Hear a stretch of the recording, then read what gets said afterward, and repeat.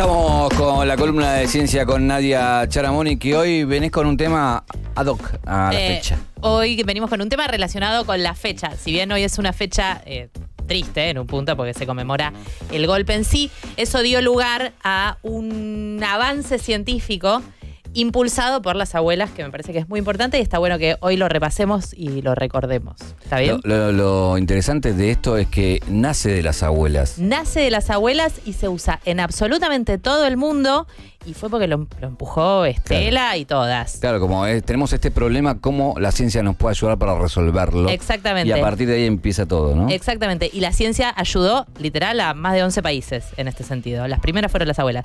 La cosa es así. Como sabemos, la dictadura empezó con apropiación de bebés.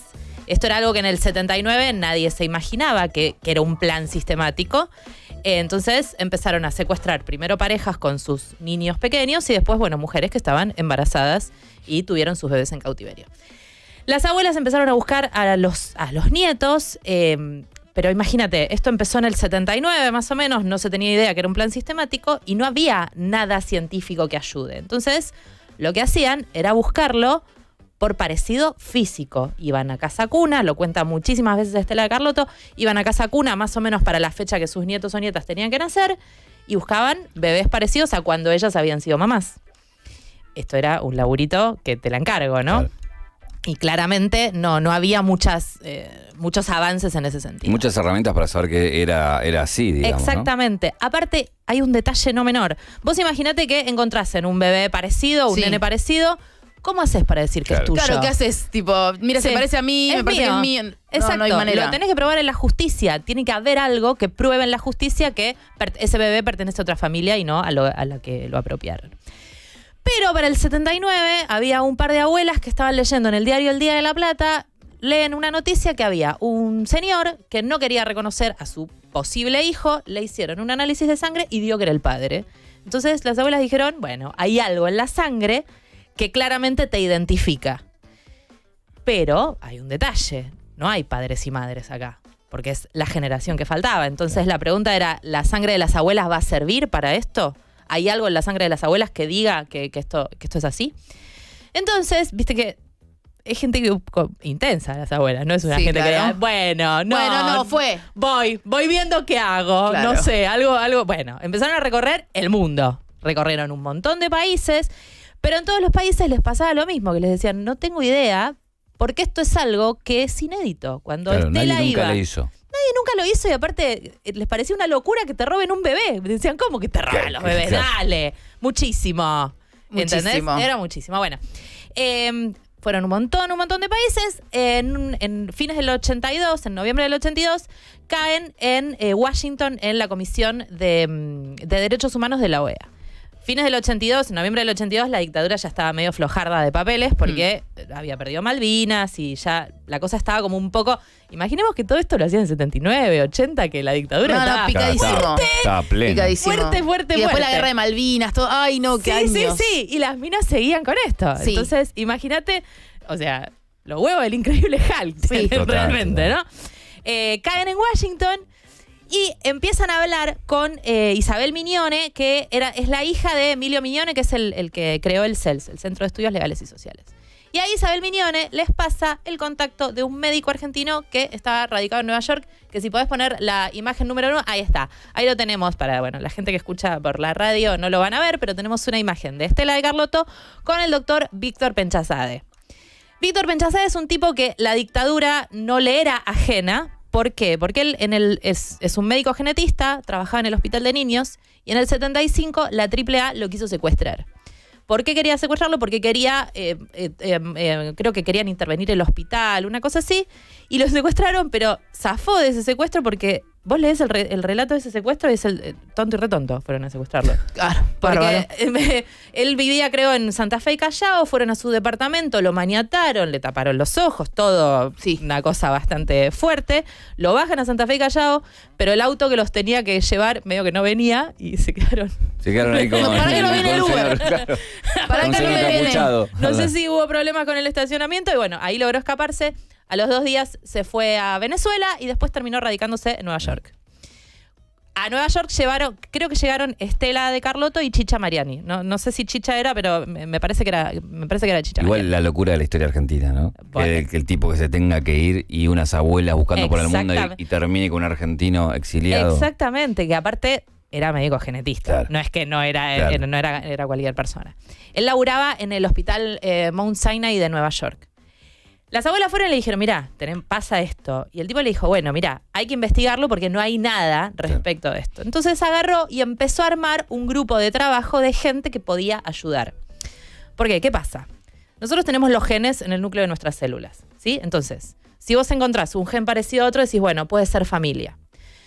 Pero había que saber cómo variaban estos genes en la población porque quizá son parecidos, pero en todos son parecidos. Claro. Entonces tenés que saber cómo varían esos genes en la población para ver que cuando son parecidos aseguras que son familia o no.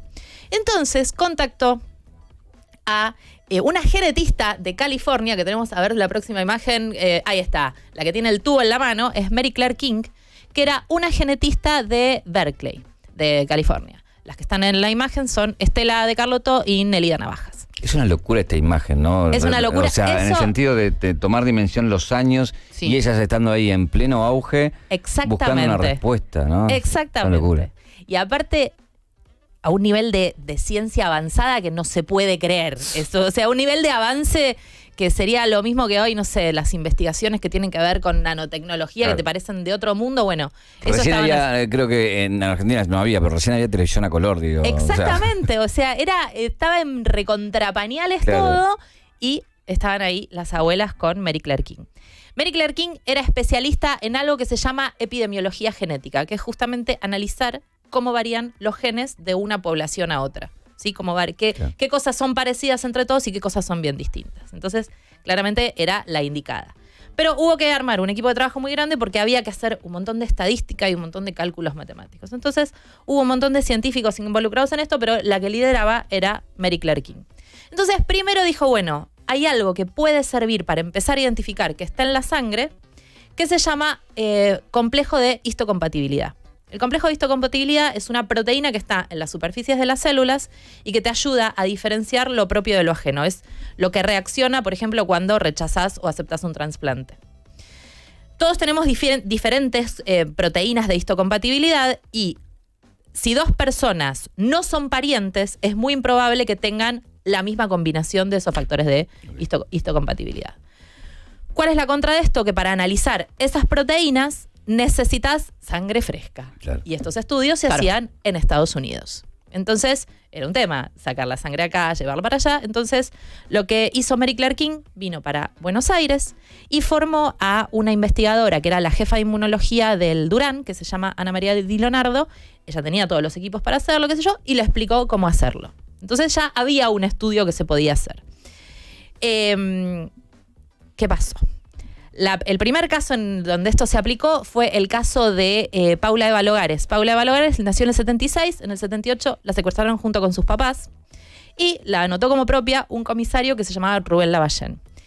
Este tipo la anota como propia y la anota como que nació en el 78. O sea, la piba estaba 2 años más tarde que todo. Claro. La abuela que se llamaba Elsa Pavón la buscaba y qué sé yo, y la encontró en el jardín cuando tenía que estar en la primaria. Okay. Con guardapolvito rosa y no sé, 3 metros medía la nena. Sí, como una nena más grande. Exactamente. Bueno, la abuela la buscaba, llega una denuncia a esa abuela. El primer día hábil de la democracia, o sea, en diciembre del 83, ponen una denuncia a las abuelas y le sacan sangre en ese momento era Paula Lavallén. Qué simbólico, ¿no? Exactamente. El primer día hábil de la democracia. Estaban así, preparados, listos, ya, tomá. Ahí tenés. Le sacan sangre a Paula y le sacan sangre también a los papás de la mamá, los padres de su madre, que se llamaba Mónica Greenspan, y creo el padre o la madre de su padre, que se llamaba Claudio Logares. Sacan sangre, creo que también dieron sangre los hermanos para que se comparen más cosas, ¿sí? Porque recordemos que no estaban los padres. Había que comparar más cosas para probar justamente que eran los padres. La próxima imagen, a ver si tenemos, ahí está. Esa es Paula Eva Logares con su abuela Elsa Pavón, que en el 84 se la restituyeron a ella. Este fue el primer caso que la sangre probó la identidad. Esta es la nieta restituida número 23. Y fue como el primer caso donde la sangre jugó un rol fundamental. Pero la ciencia sigue avanzando, y esta es la parte que me emociona, porque esto me gusta mucho, chicos, me hace muy feliz. En el 82 se descubrió una metodología que se llama huella dactilar de ADN, que es básicamente agarrar el ADN de las células, cortarlo en pedacitos, a vos eso te da un patrón de pedacitos. Si vos comparás los pedacitos de un padre con un hijo, coinciden en el 50%. Entonces acá decís, bueno, esto sirve, lo que pasa que, de nuevo, los padres no están. Claro. Y otra cosa que se descubrió en el 92, que hizo que todo esto avance mucho, es algo que ahora por el COVID nos suena mucho, que es la PCR, o reacción en cadena de la polimerasa. Que esto es como una especie de fotocopiadora genética. Entonces vos de un fragmento particular de ADN podés tener muchas copias, y esto hace que la sensibilidad de los métodos se incremente mucho. Con esto, Mary Claire King dijo, bueno, vamos a buscar qué pasa con el ADN en lugar de con las proteínas. Y hay algo, esto sosténgame acá porque esto es complejo. En las células tenemos el núcleo que tiene todos los genes. Sí. ¿Sí? Pero también hay, la próxima imagen, es una que parece una papa, eso. Ok. Sí, re parece una papa. Esa cosa que parece una papa es una microscopía electrónica de algo que se llama mitocondria. Ah, La yo lo vi en famosa biología. mitocondria. Lo viste en mitocondria. Sí. Lo viste en biología. La mitocondria es una organela celular, o sea, un pedacito que está dentro de la célula, que la función es que le dan energía a la célula. Energía para que realice los procesos bioquímicos, no para que vibre alto y se alinee con el universo. Perfecto. ¿Se entiende, no? Para que labure, Perfecto. Energía de otra clase de energía. La mitocondria también tiene ADN adentro. ¿Y qué pasa? Y acá me voy a poner binaria y heteronorma. Yo sé que el género no es algo biológico que se construye, pero acá voy a decir, Pero. para que sea más fácil explicar, voy a decir a papá como el que tiene los espermatozoides y mamá que tiene el óvulo. Sí. ¿Está bien? Perfecto. El óvulo está esperando en el útero de mamá ser fecundado. Perfecto. ¿Sí? El útero está ahí, tiene su núcleo y tiene sus mitocondrias. Tiene las mitocondrias de mamá. ¿Está bien? Bien. Viene el espermatozoide, tiqui, tiqui, tiqui, que también tiene sus mitocondrias. Pero están en la coleta del... ¿Vieron que el que parece un Sí. pececito? Sí, vi Los Simpsons, vimos Los Simpsons todos. Perfecto. Están en la colita las mitocondrias. La parte que entra al óvulo es la parte de la cabeza del espermatozoide. Entonces el espermatozoide no da mitocondrias. Dicho de otra manera, las mitocondrias siempre son de tu vieja. Wow. Vos, los ojos pueden ser de tu papá, las mitocondrias son de tu mamá. Bien, siempre. Entonces, Sí, mal. Estoy aprendiendo una banda hoy. Mal. entonces, el ADN mitocondrial, que es el que está dentro de las mitocondrias, se transmite por la línea materna. Bien. Entonces, ahí tenemos ADN de las abuelas que puede servir. Y además, el ADN mitocondrial es muy variable, es muy distinto entre todas las personas. Entonces, si vos comparas ADN mitocondrial y se parece, es muy probable que sean familia. Entonces, Mary Claire King fue pionera en el estudio del ADN mitocondrial. Entonces, empezó a analizar qué era lo que ocurría con el ADN mitocondrial y qué es lo que pasaba. Hay muchos casos de abuelas que tuvieron sus bebés en cautiverio, que los hijos tuvieron sus bebés en cautiverio. Es el caso, por ejemplo, de Estela de Carlotto. Estela siempre cuenta que secuestraron a la hija, ella no sabía que estaba embarazada, se enteró después porque una chica que estaba presa con la hija salió y dijo, está de 6 meses de embarazo, dice que lo busques, que le va a poner Guido. Y después a Estela le termina confirmando que es abuela otro hecho científico, que es el equipo argentino de antropología forense, que analizan los huesos y los restos de las personas, inhumaron los restos de Laura cuando llegó la democracia, y el de Clyde Snow, que era el jefe del equipo de antropología forense en ese momento, le dijo, Estela, sos abuela. Entonces, gracias a esto también se empezaron a buscar un montón de cosas más.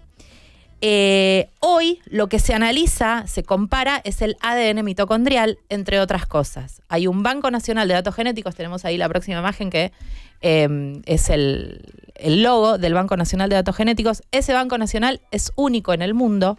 Están guardadas las secuencias de ADN mitocondrial de las abuelas a la espera de ser comparadas con las de los posibles nietos y nietas. Ahí tienes varias cosas para... Sí. Una es, hay abuelas que ya no están. Con lo Hay cual abuelas que ya no están. Ese banco es muy importante. Pero sí está su ADN. Está su ADN para el día de mañana, aparece un caso y se pueda comparar eso y constatar. Eso por un lado.